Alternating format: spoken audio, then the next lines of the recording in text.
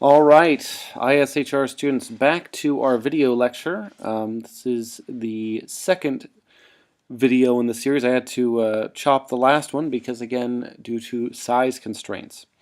All right, so fiscal policy, how does it work?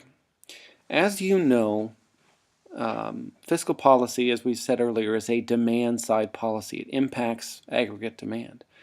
You probably understand why is because aggregate demand is comprised of four things essentially: consumption, investment, government spending, and net exports.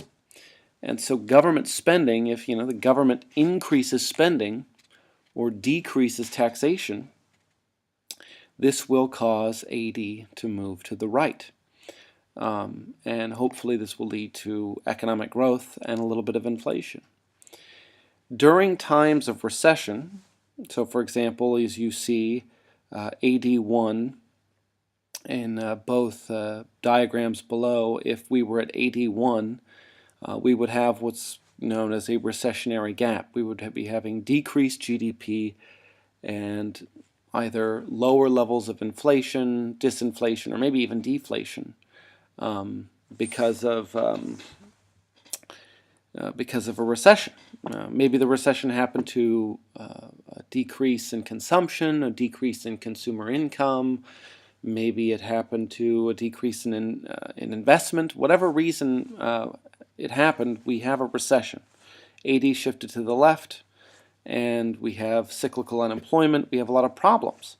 The government can increase spending, and hopefully AD will shift from 81 to 82.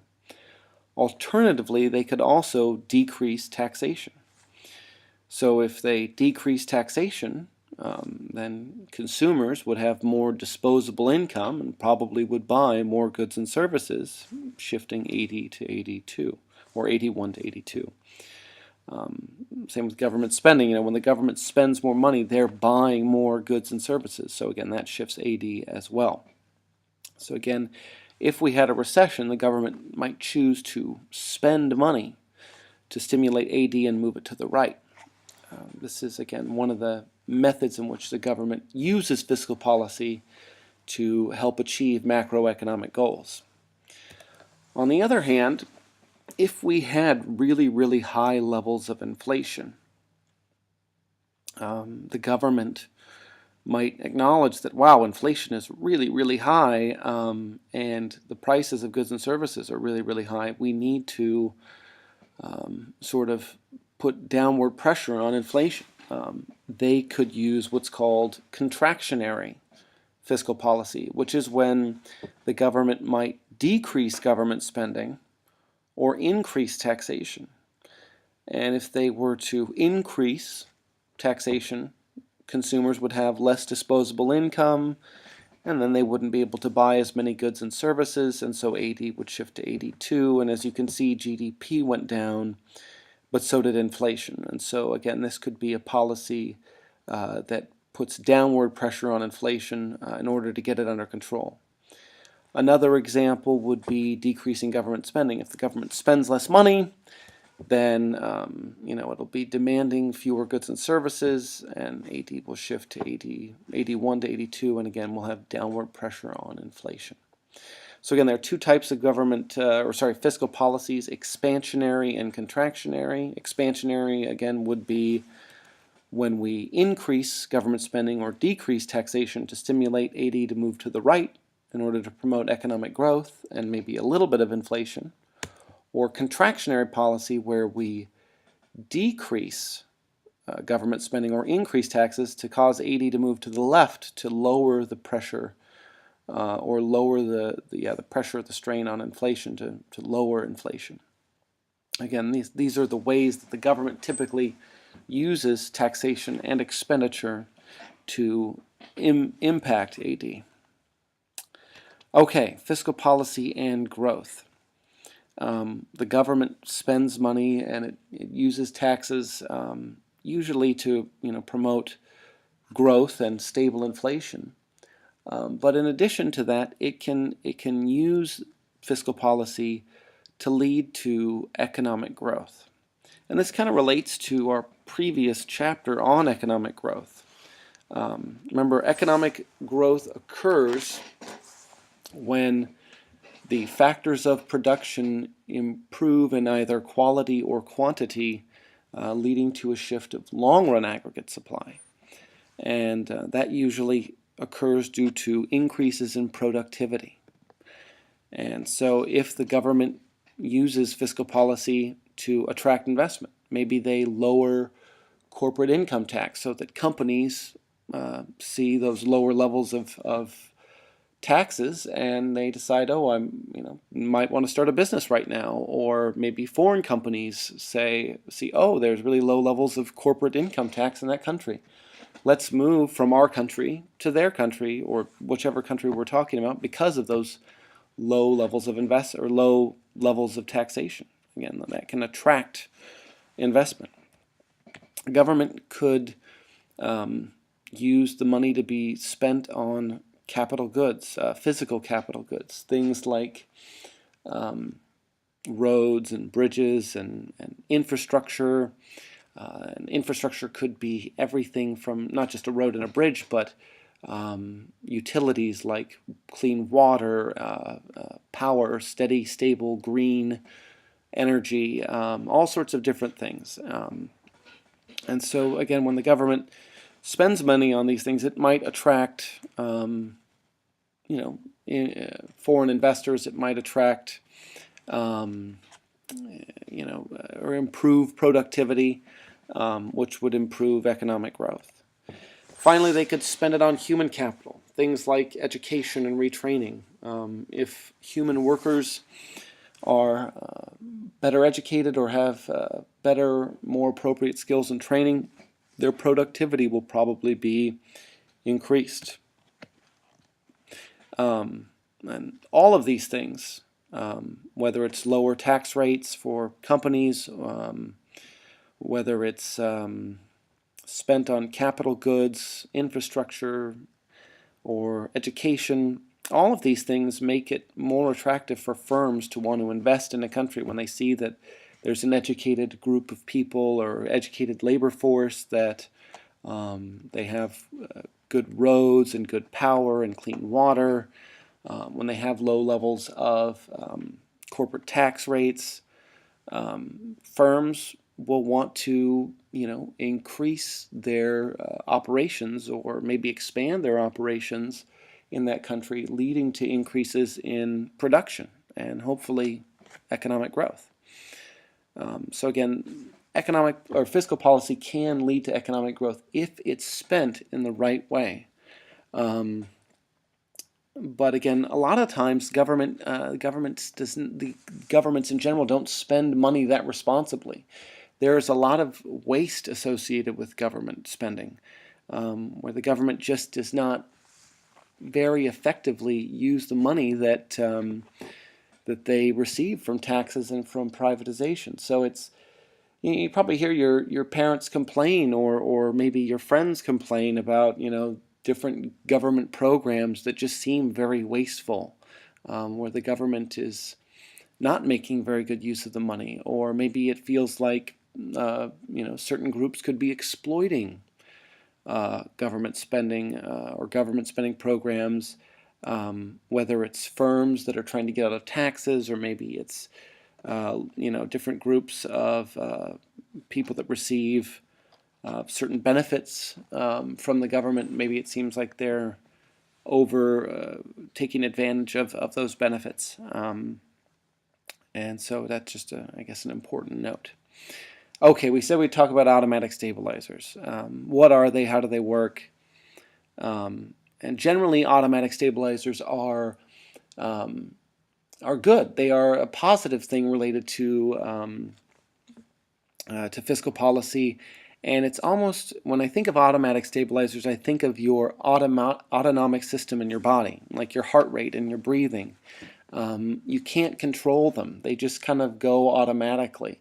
Kind of like automatic stabilizers, which basically kind of automatically work to sort of keep the economy in a more stable position. And so it kind of like your body, forces your heart to pump to keep you alive and your lungs to breathe to keep you alive, automatic stabilizers kind of work in the same way to just sort of automatically protect dramatic shifts in an economy. So we'll give you an example. If we had a period of economic growth where, let's say that there are increased sales of exports, increased consumption, aggregate demand has gone up, we've had a big shift in aggregate demand. When that happens, when there's more demand for goods and services, there'll be a greater demand for, you guessed it, labor. When more people are working, those people will be paying more in, I released the bullet point too early, but you got it, taxes. Now that more people are paying more in taxes, and also because, if you think about it, more people are working, there's also going to be lower levels of unemployment. We've got basically the government collecting more in taxes and spending less on unemployment. So if you think about this, the government, again, is spending less. What's going to happen to AD when they're spending less and collecting more in taxes? And let's go ahead and take a look at a diagram to kind of get an example. If, for example, we shifted from AD to AD1 due to increased consumption or increased export sales or whatever reason, let's say AD had a big shift. This is what's called an inflationary gap. Because we shifted from AD to AD1, actually, the government will actually shift, not the government, but the aggregate demand will shift back a little bit. And again, like we said, when we have a period of economic growth like this, when growth goes up and inflation goes up, then you will basically have, as we said, increased taxes because more people are working, so the government's collecting more in taxes, and less spending. The government's not spending as much on, on unemployment, on transfer payments, like unemployment and social welfare programs. So again, less spending, more taxes. AD is going to shift back a little bit to AD3. And so basically, again, we shifted from AD to AD1, but because of the stabilizer, we shifted back a little bit. And again, this basically helps to limit the impact of a big change. So again, if we had a big change in AD, where we had a lot of inflation, this would pull AD back a little bit and would limit the increase in that inflation. Again, this is a good thing. Again, it's an automatic stabilizer. It helped stabilize a big change and pulled it back a little bit. It also works the same way with a recession. When we have a recession, let's say we have decreased investment or decreased consumption. If you think about it, when we have a big recession, as we've kind of stated earlier, more people will not be working. So those people that aren't working are going to be paying less in taxes. And then so you think about it, the government is collecting less taxes. However, as there are a lot of people that are unemployed, they need help and assistance from the government, whether that's unemployment insurance or that's social welfare. The government has to spend more money. So kind of like looking at the same sort of idea, if we were at 83 initially, or sorry, 81, we were initially at 80 and we shifted to 81, we have a big decrease in aggregate demand and we're in a recessionary gap. This is bad. However, because the government is going to automatically spend more money on unemployment insurance, on social assistance programs, again, more government spending shifts AD to the right. And again, we said the government's also collecting less in taxes because, again, not as many people are working. They're not paying taxes. So again, this sort of helps to limit the negative impact of a recession. Our recessionary gap was between YF and Y, However, because of the automatic stabilizer that kicked in, it helped limit the negative impact of that recession. So again, if you have questions, we'll talk about this next time. It is kind of a difficult concept. I would advise you reading it in your book as well. And again, this is just how automatic stabilizers work. So, sometimes when we have a really severe recession, a government action will be required. The stabilizer isn't enough to sort of help the economy get back on track. Kind of like this last Wirtschaftskrise, this last recession in 2008, 2009.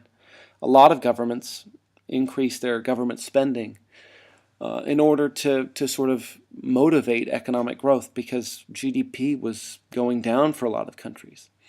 And so again, they had to not only use monetary policy, which we'll be talking about later, but they used fiscal policy in order to get the economy back on track.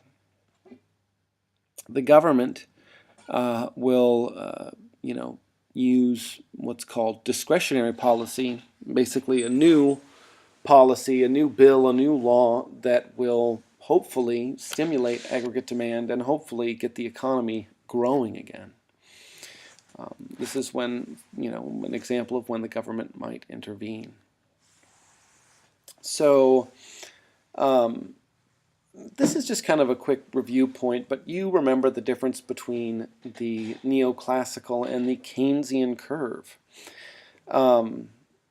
It's just kind of an interesting thing to think about. If we have a recession and AD shifts from AD2 to AD, and basically we have recession, cyclical unemployment, we have lower levels of consumption, investment and consumer confidence is low. During that time, when we have that drop in AD, could a firm just lower wages? Could they just tell all their workers, we're going to drop your wages and pay you less? That way we can make sure that we're earning the same level of profit. Well, no. People would get really upset. I mean, this wouldn't work. I mean, it doesn't work that way. And so that's why Keynes said that wages and prices are generally sticky. That you can kind of see the Keynes's AS curve. It kind of when you go down towards the left part of the curve, the farthest left part of the curve, you can see the curve sort of flattens out. And that's because if AD keeps dropping, prices don't change that much. Like if AD shifted even more to the left, there would be a very, the change in price would be very small relative to the change in real GDP. And so this is, again, kind of what Keynes believed. Again, he believed that prices and wages are sticky, and that if we do get into a recession, governments should use spending to sort of, or decrease taxation to just use government policy in order to help get a country out of the recession. And I can't help but think that he probably was right, because prices and wages are sticky. Okay, moving on. Another thing that's sort of related to fiscal policy is something called the multiplier effect. HL students know this. SL, you don't really need to know it, but HL students, you know that when the government increases spending, if the government increases spending or decreases taxes, an increase in spending will shift AD to the right. And as you can see, it's represented by the little shift from AD2 to the green line. However, as you know, because that money keeps circulating in the economy, the impacts are multiplied, and it causes AD to shift even more. And so again, this is what's known as the multiplier effect, and you usually draw it by shifting AD a little bit to the right, and then a further big shift to the right is the appropriate diagram for the multiplier effect. On the other hand, the multiplier works both ways. If the government was to decrease spending, AD would shift to the left, and then it would shift even more. So again, it has multiplied effects when either it's increased or decreases in spending. So just something to note if you are higher level. Okay, let's talk about fiscal policy and evaluate it. What's good and bad about fiscal policy? Is it effective? Does fiscal policy work? Does government spending or decreases in taxes really motivate an economy? And I think on a lot of levels it depends on your perspective. And it depends on your political views too. Keynes had one sort of set of political views, and he believed that government spending was good and that government spending should be used in order to stimulate economic growth and achieve macroeconomic goals. And his argument was that the Great Depression, which happened and started in 1929 and was followed by really high levels of unemployment, was largely ended due to government intervention, government spending programs. And this happened again in 2008, 2009. The USA and a lot of different countries were in a recession. And during that time, President Obama launched what was called ERA, I believe it's the American Relief and Reinvestment Act, which was this just massive spending program. And it spent on roads and bridges and, power stations and all sorts of things. He also gave spending.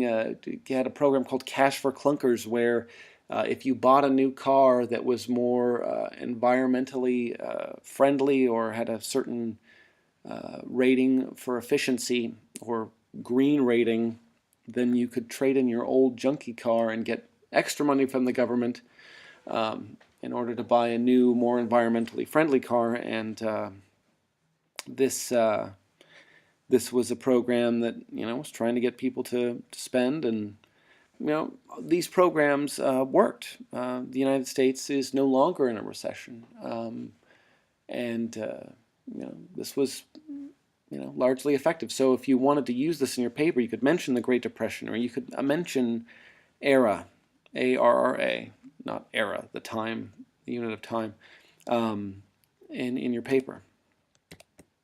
Let's talk about some bad things too. There are some problems associated with fiscal policy. One, if you have supply side problems, you shouldn't use fiscal policy. We're actually going to go over this in class, so don't worry about it too much. But again, if you have a stagflation, if you have an example of stagflation, you don't want to use fiscal policy.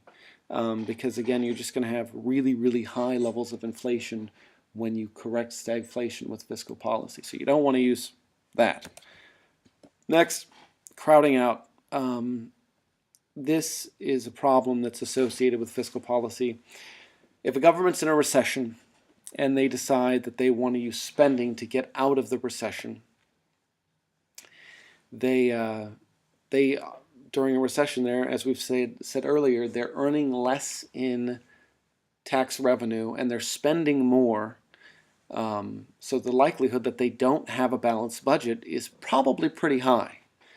When the government does not have a balanced budget, where do they get their money from to increase their spending during a time of recession? Well, they got to borrow it. And when the government borrows a lot of money, they can inadvertently raise interest rates. And when they do this, this kind of causes AD to shift back a little bit. So we'll model this in class, but just kind of another note. but again, if the government borrows large sums of money, this could increase interest rates, which would shift AD back to the left. And we'll talk about this in class, so don't worry about it too much, but it just kind of looks like this. If the government was in a recession and they were at AD and they increased government spending, AD would shift to AD1. However, because the government inadvertently raised interest rates, which made it less attractive for people to buy homes and cars, AD would shift back from AD1 to AD3. This is known as crowding out. Again, the benefit, we would say the benefit of all that government spending, some of the benefit was crowded out by an inadvertent raise in interest rates. Okay, a few more problems. As you probably know, the government tends to be very, very slow. We have time lags associated with fiscal policy. First of all, it takes time to pass laws. There's debate, there's elections, there are committees and subcommittees. Passing government legislation is usually very time-consuming.